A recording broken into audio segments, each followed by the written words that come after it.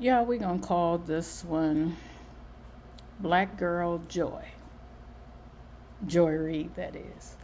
For That your list. comment that he made about me, Sheila Jackson Lee, Ketanji Brown Jackson, and Michelle Obama.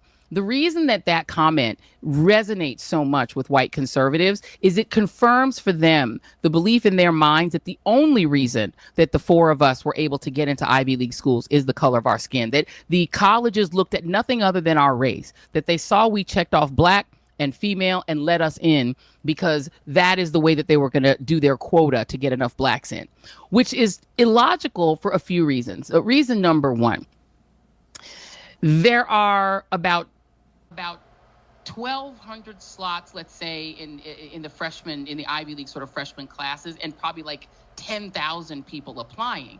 A lot of those people are black. How did they actually get down to the ones that they picked? If they were just going on race, and let's say there were 1,200 spots, it can't just be race, right? They had to have at least vetted us a little more than that. Number two, to even be willing and have the balls to apply to Harvard, you probably have to have a certain GPA. Mine happened to be 4.2 on a 4.0 scale. So that meant that I had the balls to apply in the first place because I was super performing at my high school. So it can't just be black. Okay, let's say okay, well, yes, so what? There were this many people that had a 4.2 that were also black and y'all only got in. What about the white people who had a 4.2? Okay, let's say it was just that. We also had to submit our SAT scores, right? We had to submit our SAT scores. I scored in the 96th percentile on the SATs, meaning that I did better on the SATs than 96% of the people who took the SATs the same year, including the white people. So that means that I did better on the SATs than 96% of the white people who took the SATs the same year I did. So it can't just be grades, rank in your class, race, and the SATs. They had to find some other way to get through that 5,000 or some more blacks and get down to me, right? Because then here's the next piece of this. I didn't just get into Harvard. And let's say I got into Harvard just because I was black. Okay, let's go ahead and give them that. How did I get into Yale? Okay. Harvard and Yale, I fooled them, my black self, I fooled them with the blackness. I was black, and they said, just come on in, Harvard and Yale. How did I get into Brown? How did I get into University of Denver? How did I get into Vassar? I got into all the schools I applied to, all of them, except for Stanford, who put me on the wait list. If I was literally just getting into colleges because affirmative action only looked at my race, that's a hell of a feat to do when there were thousands of people that had similar credentials. I had to have had a lot more than race to get into Harvard. And I promise you, as smart as I know my ass is, Ketanji Brown is smarter. Smartest person I've ever met in my life. When you smart, I'm smart. That lady is smart on a level I've never seen before. And her three roommates were even smarter. These girls were so smart that we were shocked that we'd ever met anybody that intelligent.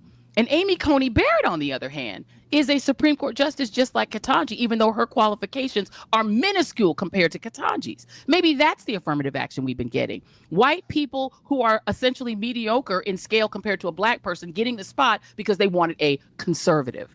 Maybe the way that J.D. Vance got into Yale is because they were tired of just letting in white men from New York, from Choate, from all the elite schools, and they wanted an Appalachian white. That's how that man got into Yale, I promise you. Same thing with Ron DeSantis from a small town in Florida. They wanted to just get out of the New York, D.C. matrix, Massachusetts matrix, and let somebody into Harvard and Yale who came from a different place. He came from Florida. Baby, that's also affirmative action and DEI. So before y'all start going crazy about DEI just meaning they let black people in just on the basis of being black, think a little more critically and think about the fact that it's also disabled people, military veterans, people who come from Appalachia, white folks who come from Alaska and different places that they don't normally come from, indigenous people, Latinos, Asians. And the last thing I'll say about this, for all of y'all people on Fox that are going to clip this because y'all mad about affirmative action, because yes, I embrace affirmative action because I belonged at Harvard and I was smarter than all the legacies I went to school with, who only were there because they were rich and their parents had a name on one of the buildings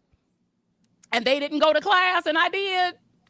So I'm just going to let y'all know that we see affirmative action as these schools searching for people they wouldn't have ordinarily found Without deliberately looking for us, they would have just let the same mediocre white men from rich families in. But instead, they let me in. And because of that, you now have the ability to attack me, right wingers. You have the ability to know who I am when I don't know who most of y'all are. But you know me because affirmative action brought me your way. Tell the Lord, thank you. Be grateful for all that God has given you. God knows what God is doing. She a smart, smart lady.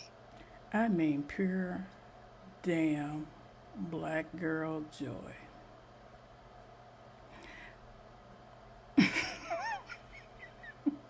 I understand why some of y'all stay bad. Thank you, Joy Reid.